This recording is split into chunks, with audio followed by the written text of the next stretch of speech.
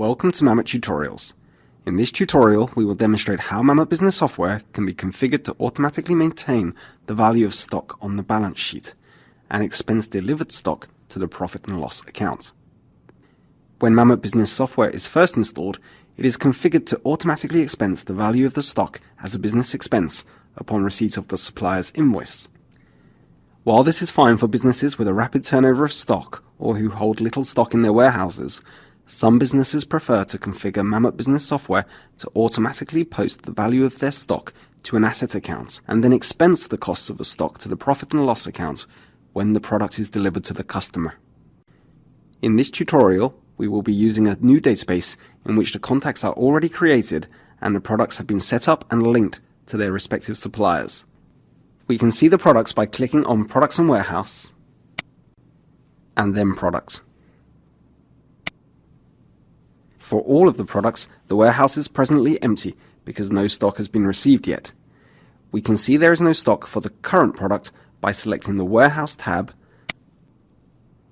and noting that the stock quantity is 0. The From Suppliers value informs us that 5 items are awaiting receipt from a supplier.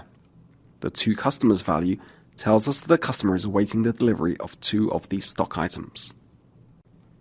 We want to change the system so that the value of stock held is automatically written to an asset account, and the cost of goods delivered is expensed at the time of delivery.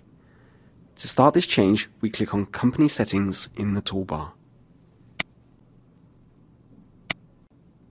Next, we select the Price Processing tab. The parameter we must change in this screen is the Type of Accounts Update of Stock Value. There are 3 choices available here. Expense on purchase is the default setting within Mamut Business Software, and it means the cost of goods sold is immediately expensed when the goods are received. We are going to select Expense Product when goods are taken out of the warehouse, so that the goods are expensed when they are sent to the customer. The third setting, Individual Rule for updating stock value in the accounts, allows you to specify at product level which of these rules applies. When we select Expense Product when goods are taken out of the warehouse, we are presented with an information box which explains that the value expensed will be based on the original incoming cost of each individual item. We click OK to close this box. We are also able to control whether we want purchase costs, for example the freight costs or duty costs, to be included in the value of the held stock. If you want to include the costs of import and freight in your assets, then tick Basis for entering stock values is to include purchase costs. Also of interest in this screen is the Basis for Cost Price parameter. This setting affects how the cost price column is calculated in the sales and invoicing screen. We recommend that you set this setting to purchase price so that the costs displayed in the sales and invoicing screen are consistent with the costs which are expensed by the system. We will also take a look at some company settings on the Warehouse Handling tab. Of interest here is the Update Stock parameter, which determines the event which moves the stock from the warehouse to the customer. In this tutorial, we will use the setting When Printing Delivery Note, so the stock asset value will be reduced when the delivery note is produced. You can select the value that suits you most.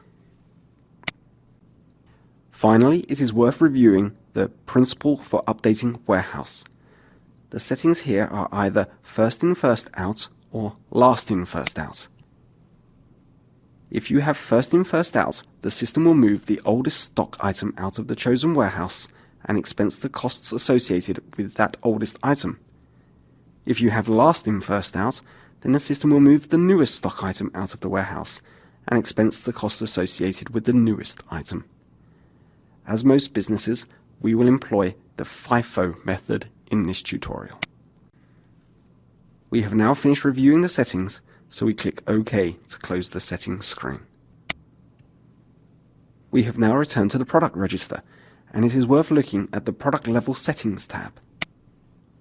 Here it is possible to override the balance sheet account used to hold the stock value of the selected product. If the field is left blank, the system will use the default nominal code 1004 brought in stock. You can override this account using the Balance Sheet Account for Stock Value drop-down box. We can now close the product register. Before proceeding further, we will take a brief look at the accounts, which contain no stock value on nominal code 1004 at this stage. This can be seen by clicking on Accounting and then Financials. We click on Nominal Ledger, and under the Trial Balance view, we can see that there is no entry for nominal code 1004. As we move stock into the warehouse, we will see the value of the held stock appear on this nominal code. Next, we exit the financial screen and click on Purchases and then Purchases Ordered.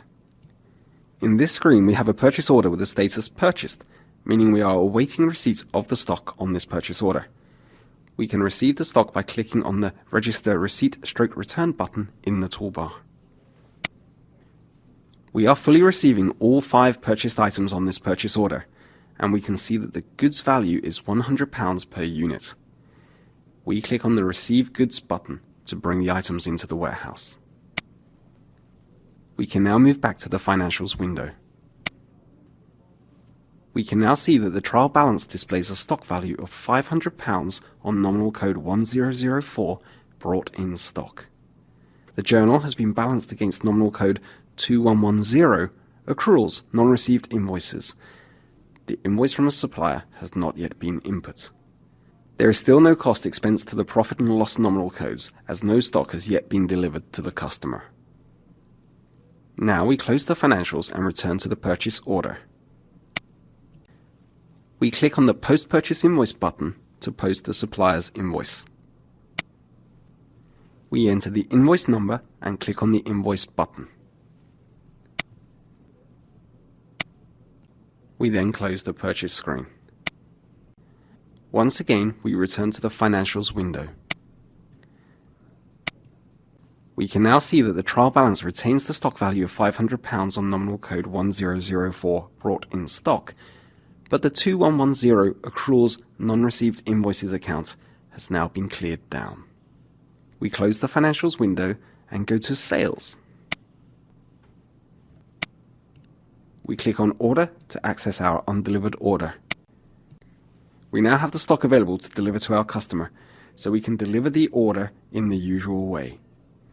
We click on the Print button and select Delivery Note. This will, because of the settings we applied earlier, begin the process of delivering the stock out of the warehouse. The system will ask us to confirm that the stock transaction should take place, to which we reply OK. Next, we return to the trial balance view within the Financials window. We can now see that the 1004 brought in stock nominal code reflects only 3 items remaining in stock with a value of £300. The value of stock which has been delivered has been posted to account 1099, stock delivered not invoiced, until such time as the sales invoice is raised. Now we return to the sales order and quickly convert the delivered order to an invoiced status.